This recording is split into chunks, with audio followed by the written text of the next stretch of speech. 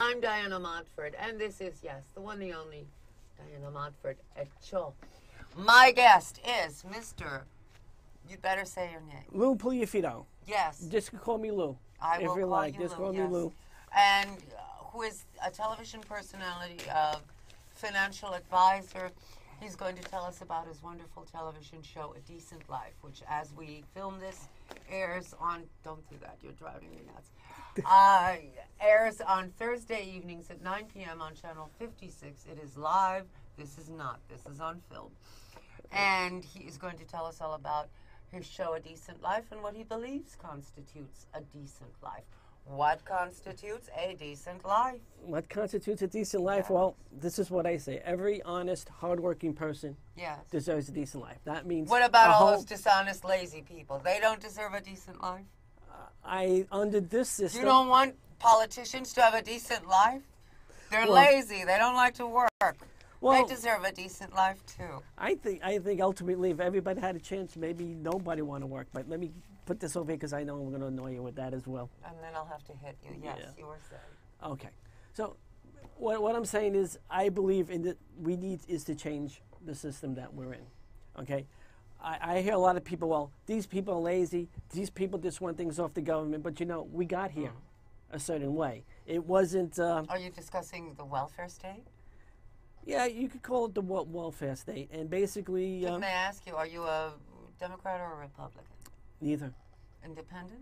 No, I'm I'm an Or are independent you a thinker. libertarian? What are you? Well, if you want to really look at it, I call myself a conservative. Okay, but But let me explain that. I will. Okay. Conservative means Otherwise, that... we have no show. Yeah. Conservative to me is, you know, words change meaning throughout the years. I agree. Right? It's like you look at gay back when, you know... Meant happy. Yeah, and now gay means something else. Happy, dear. That's right. There you I go. love your hair. Your hair's divine. Yes, you were saying. All right, so what it is to me, a conservative is people who believe in traditional values. Now, to me, the ultimate traditional value is love.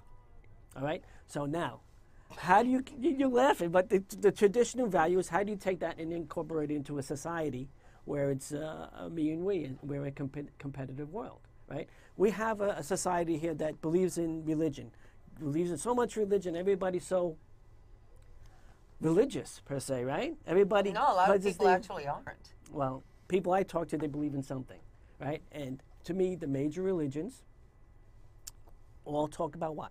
Love. How do you love our neighbor? So how in this Well, society not by today? blowing up the World Trade Center or something. I mean, you Well, know. that's a totally different subject because the World Trade Center was really U.S.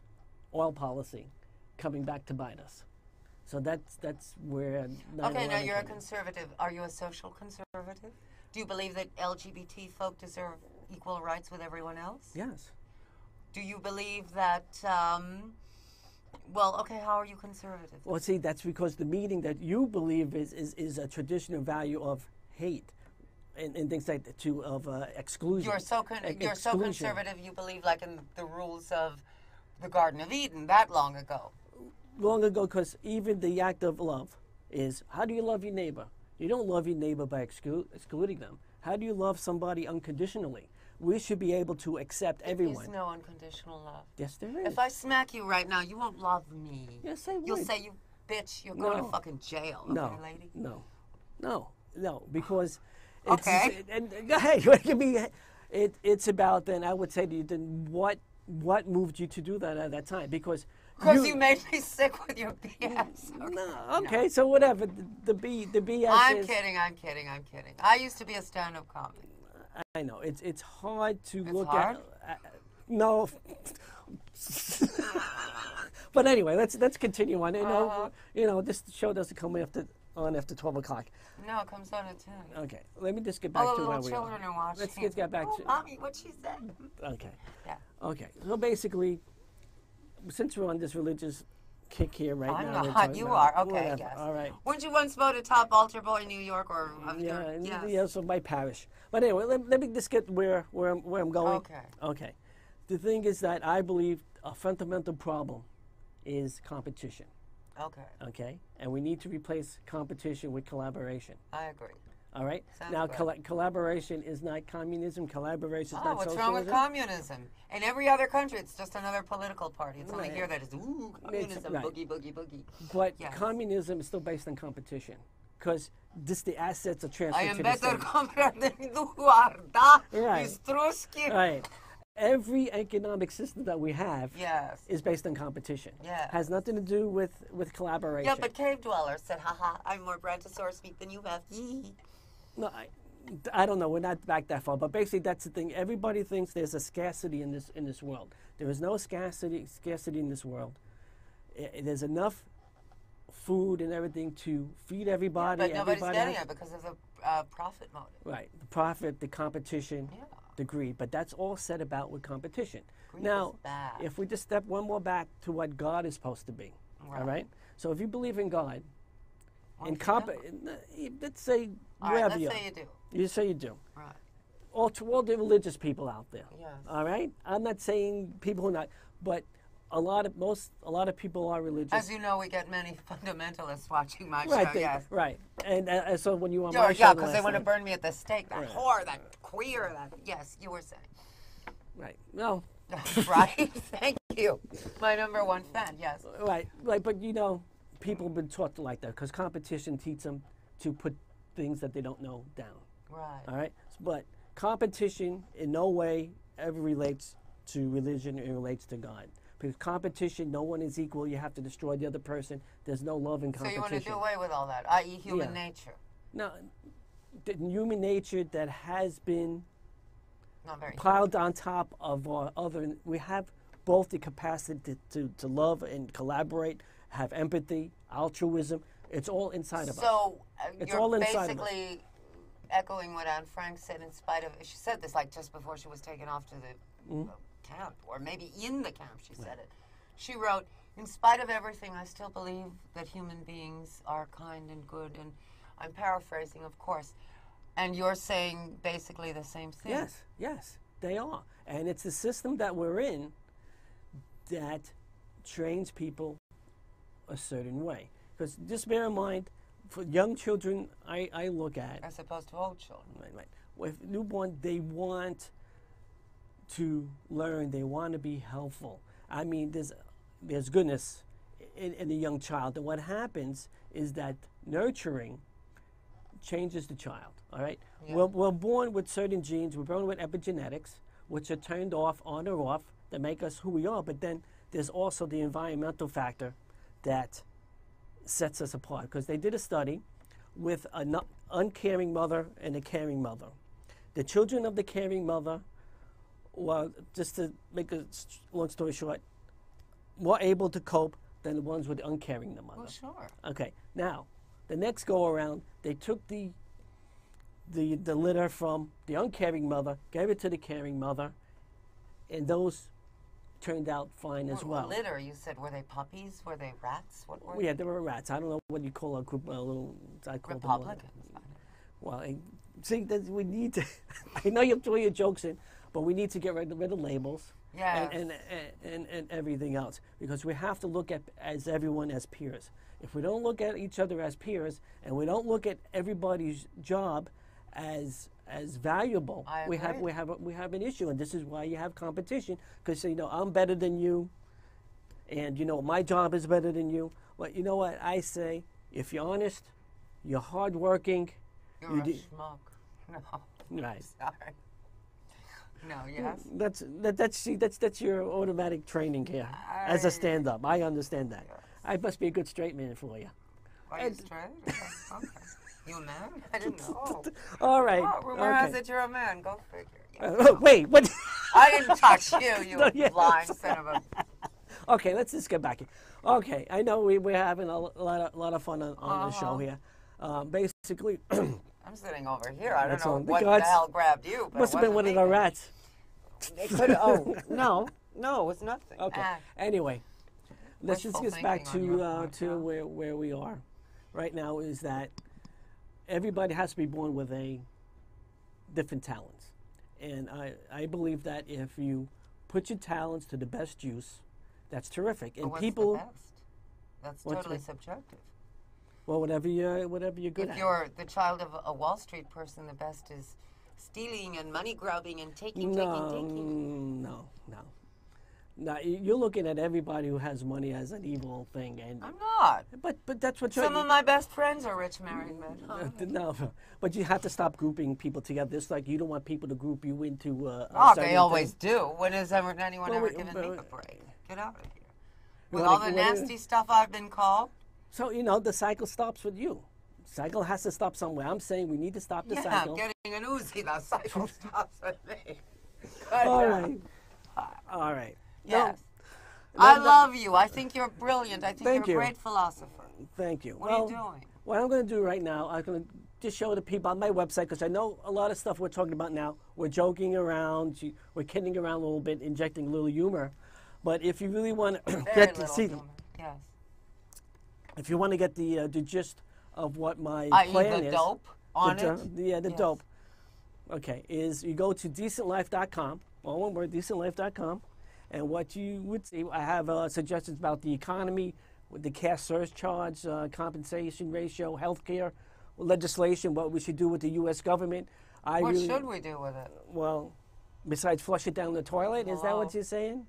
We need to, with government, we say we need to look at it. Basically, we don't need two houses. We don't need a Senate, and we don't need a House of Legislature.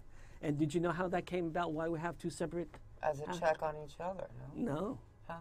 Well, you could say that. The rich people did not want to be ruled by the common people. Sort of like the House of Lords. That's right. Same concept, but the real thing is that they created the Senate. At the beginning, the Senate were people who were appointed within the state. Yes. They weren't voted. And the House of Representatives were people who were voted into by the common people. Right. So to compromise, they said, no, we'll have two houses. And that's how the check was. Becoming the 13th Amendment, it's the 17th Amendment back in 1913, they said, you know what, the senators have to be voted on as well. So once you did that, we now have a redundancy, and we don't need two houses anymore. So that's one of the things to get rid of. Basically, compensation. If I think it's a privilege to be a senator or a representative. Need to make money to survive. No, then you should. No, I disagree on that. You're going to government to do good for everyone, not to make money. Well, and that's the problem. But it takes up all your time, and if you're not getting a salary, you cannot live. Well, let me put it to you this way: if you serve your constituency, right? Constituent. Thank you very much. Is that you get paid as much as their average salary is. So if they're making $25,000, you make $25,000, and when you work better for them, they're up to $50,000. Yes. You can make $50,000. The problem is, senators and Congress members often have to maintain two households, one in Washington, one in their home state. Mm-hmm. How are they going to do that on $25,000 a year? How are they going to maintain one household on that? Well, I looked at it as maintaining the one household. You're talking about the one that's in the other state. Yes. We work on that on a way where the government pays for that. And it's not actually. If public servants are not paid, then you will have all the elite, i.e. the rich, gravitating towards politics, and anyone who needs to make money to survive, like you and me, for example, will not be able to go into politics because I can't afford it. I have a friend who is a trans woman, and it's not me, it's someone else. She was going to be a district leader, but she has a good job, and she could not give it up to be a district leader. And she said, I would love to serve, but I can't because I don't get paid for being a district leader, and I cannot afford to give up my job. That is what you would have if public officials, if electeds, were not paid. You would have people who want to not being able to, and people who would consider it at best a hobby because they have all they will ever need or want doing it. Well, the concept is that it's a privilege to serve people. And I understand, yes, you need a certain amount of money to live, but you shouldn't be at a place where you're making more money extravagantly more money than what the average person is that you're representing. But what is the, I mean, you cannot average out a salary. Sure they do. Districts have many different areas and many different income levels. Well, you can't, all right, shake well, here's the median, this is what you're going to get. No, I don't think that. I think they do. Forgive me, census. but I think you're being quite unrealistic. Well, And that's good. Being well versed in the science and art of politics, coming from a political family as I do in Spain, Right. and being involved in democratic politics here, I think you are being very idealistic, but sadly not entirely realistic. Well, when I hear that, you're inside a box. We need, if you ever want to make enduring change, we need to get outside the box. Albeit everything I suggest is not going to happen overnight. Whoa, how do we, you're going to replace competition with collaboration overnight? I'm not saying that. And I'm saying is you need to start. And if you say things are unrealistic, you're doomed to fail from the beginning. We need a different approach. It's proven throughout history. We're just going one big cycle. You'll have a revolution. You reset the pendulum. Wait a couple hundred years. You have the people in the same places. You have the have and have-nots. You have a revolution. Maybe revolution is a part of the human condition and cannot be escaped. And in political science, they teach you that every so often there is a revolution. The middle class use the lower class to make the revolution happen. The middle class takes over for the upper class then sinks to the bottom. And that keeps going until the upper class, formerly the middle class, is so outrageously arrogant, not unlike the upper class we have today in the U.S., that the middle class, that's us, decide that these bums, throw the bums out of office. And then that happens again. And then there you go. And that is considered part and parcel of all political systems. Because you're inside a box, studying the things inside of a box. What you're saying is that theory is simply theory, and it is written. It's like saying, you know, if Alexander Graham Bell had known about electricity, he couldn't have invented the telephone because he would have known it was impossible. Right. Would per se, Columbus sail across if they thought it was impossible? You have to get outside of the box. The people, the experts in their fields, only know what they've been taught. So of course they're going to say, look what history has shown us. This is the cycle. I'm saying, forget about the cycle. We need to break the cycle. She or he who does not know history is doomed to repeat it. That's right. Exactly right. But I didn't say you don't know history. I said, yes, you learn history, but you have to think outside of the box to really make enduring change. Because what we have now for the last 5,000 years is repeating change. Okay? You expand the rubber band, you bring it back. It's going into a cycle. To have enduring change, you have to go to the ultimate system, which is ourselves, because change has to be in ourselves, right? And we have to look at people differently. Being taught a system of competition where nobody's equal does not get you to a point of a different system. Have you ever seen children in a playground? Sure. All right, very small children, toddlers, who have not been taught or conditioned by a system. Yeah. Okay. You have a toy, I want that toy. Give me that toy. No, not all of them. And that's But the many of them, and it only takes one to change the system. For the worse, not the better. Well, we always seem to go change the worst. But have you ever seen? I have a friend who has 2 dogs. She gives them both little doggy treats. Right. I call one dog Machiavelli because this dog is so clever. She steals the treat from her sister and hides it.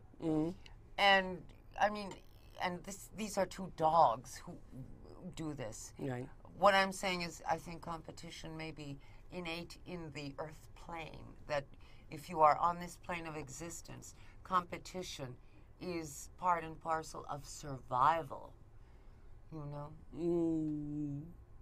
In the lowest form, because you can't collaborate and still survive. Actually, yes, there's the world of collaboration and competition.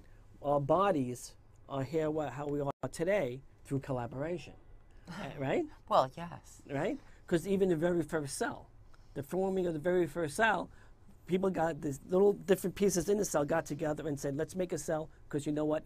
We'll all be better off on that. And that's ultimately what's inside of us. Your body is working in collaboration, right? Yes. All right. But What I'm trying to get at is we're at a higher level here. We have the thinking capacity to go beyond our physical concerns. We have the capacity to understand and love, even though, to me, love is part of your genetics. It's in there, So it's but hate? it's been... there could be no love without hate. Right. We're in a world of opposites. Stop and go, hot and cold, so on, right? But we can go past that. We can say, you know what? We looked at what we're doing for 5,000 years now. We see the riding competition is not the way. But Now- it is the way for some. The ones at the top are Right. very happy. Well, And they're the ones who run everything, Well, that's including the because, media. like I said before, So they don't mind. They like it this way. No, what we need to do is people need to switch roles. You know how like you have undercover boss or whatever. If an actual person who's on top ever spent time physically in a low-income home, I think they would have a very different view than, you know what, being on their mountain or wherever they want on their... Do you know what they'd think? They'd think these poor slobs don't No. understand a damn thing, and they don't know how they should live, and this is why they're poor. I think you're assuming too much. I do believe that people do think like that. I believe that, you know, I deserve this. But the way I see it is, it's through God's grace that you are succeeding with what you got. And the thing is, you do not enrich yourself. Your goal here on earth is to give the handout to make life better for everyone. Technical difficulty, but we're back. That's why there's a slight join in the film, a slight break. Now, how exactly did you start A Decent Life, your show? Well, and why? Okay, well, basically, when a few years ago, I was getting frustrated with everything I was hearing on TV. And so what I did was I created a mock presidential 2008 campaign, which is up on YouTube under Decent Life for All. You can see that as well as my other videos, and also go to my site. And finally, I was doing the census. Yes. And the buddy I was working with has a show on MNN. His name is Will. He has Got to Run with Will. And he told me, you know, we've got some great ideas. Well, you know, why don't you have a show on cable? Sounds like a And good I said to idea. him, what do I have to do? I said, all you got to do is take the classes to get certified, and you go. I said, how much does it cost me? Nothing. I said, wow. Free classes, That's MNN, right. Manhattan Neighborhood Network. If you want to learn filmmaking, free classes. That's right. And they let anybody do a show. Just look at me. They let me do a show. That's fine. And even you too, you know. Can you imagine? I don't know how I got in. My goodness. Thank God they didn't do a crotch check. At least you're doing it since 1990. Yeah. Which is, that's, I've been I doing it a appreciate lot that. longer than that, but I've been doing my TV shows since Yes. 1990. And me, I just started since September of last year. Well, there you go. Yeah, and basically, to me, this is my, it's cheaper than a psychiatrist. Because I had all these emotions, all these plans on things, how things should be. And I Yes. said, I needed a platform to get this out. So And I created, here we I created a website, as you've seen before, decentlife.com. And my email address is lou@decentlife.com. And you can send me an email. Plus, I have a Facebook page, So Decent have Life I, for yes. All. Yes. And yours is, I guess, Diana Montford. Diana Montford, DC Montford, as in Diana Campbell. Diana Campbell is my real name. dcmontford@gmail.com. And you can... Talk a little louder. dcmontford@gmail.com. All right. So basically, what happened is that my son also said, you know what? You got some great ideas that you got to go out there and meet people and see if you're right or you're wrong, which is great because, you know, when you're in a group and you're a group of the same people, you know what happens? What happened? You become biased. Oh, So what you need to do, your ideas have to be challenged. Yes. All right, because that's the only way we could grow. So diversity is terrific because that's the only way you can learn other things. And we shouldn't shun diversity. We should welcome it no matter how. We should lick it. Right. We should kiss it. We should worship it. All right, whatever. Yeah. But I'm not sure why your mic is not coming through to... Am I not being heard? This is okay. very sad. Yeah, no, I think you're being heard. But you know what? It's more important what I say, not you say. Absolutely. All right. Even though this is my show this week. Okay, yes. All right. So I went out and believe it or not, I believe it. a lot of people really think They like think, I do. They think they think. Well, we all think. And the bottom line is that there is a change we need to do. We need to create another system, no matter what it is, but we can't keep on doing the same old, same old. Right. All right? Change your underwear, folks. It's good for you. Well, I guess so. If you wear underwear. But that's another. Oh, my God. That's You it, don't that's wear it. underwear? Huh? You don't wear underwear? I'm just saying some people do. It's a matter of choice. But anyway, another part of this, because I know we only have a few minutes, Yeah. is that we all need to understand that we're part of the same organism. Ooh. So that means is that we have an obligation to maintain our bodies and improve our mind. We need to learn, because that way we contribute more. We don't want to Yes. be a burden on society. No. We want to contribute to society. I have a whole list You have out a there. hole? We all I have a hole. also have one. I'm talking out Opinions of are one. like assholes. Everyone has one. That's why I'm talking to mine, right? Oh. Anyway, one final thing is, if you go to Yeah. Love Our Neighbor policy, which is out there, you'll. What? That's right. You I have call- a Love Our Neighbor policy. Oh, Lord. Yes, unbelievable. I'm ain't getting it? diabetes from this. What is this shit? Okay, yeah, you were saying. I was saying, but it talks about what we need to do to love unconditionally and how to go. So, how do you love your neighbor? And ultimately, loving your neighbor. Good really, fences make good neighbors. Well, maybe. Love our neighbor really comes out to loving yourself, because we're all connected. I don't want to So talk whenever- about masturbation. Leave me alone. Well, that's because you're thinking about your physical body instead of your I'm spiritual. not. I'm a very spiritual person. God damn it! Don't mess with my head. Yeah, all right. And basically, I have the plan, what we need to do in this country to head on down the world, so we all have an equity stake, and that's what we really need to do. Everyone needs an equity stake in our economy and in our society. So much better than flank steak. Yes, an equity steak. Or filet as you mignon. would say, is a tube steak. I don't know, whatever it Oh, is. that was rude. Oh, that I'm wasn't wrong? shocked. Shocked. Yeah, he's shocked. Oh, and boy. you a former altar boy. I might have known. Well, Don't you know drop anybody the about hose. altar boys. What? Tell me. I don't know. It's secret between me And the priest. and God. Oh, All right, but that's another subject. We could talk about this forever. I know we're a little bit tongue-in-cheek here about the stuff we're tongue talking and about. where? What cheek? Well, I have 4 cheeks. Which All right. which of those 4 are you? To which of those 4 do you refer? Anyway, I know I think we're running I out of love time. you. I love you, people, and we're out of time. So shut up, sir. I love you, and even if no one else loves you, I love you. This has been Is the that Diana Montford Show. unconditionally? Yes, actually, my guest has been Lou Puliafito, DecentLife.com. Right, hold it. I love you a lot. I will see you next time. Even if no one else loves you, I love you. I don't care what he thinks. I love you.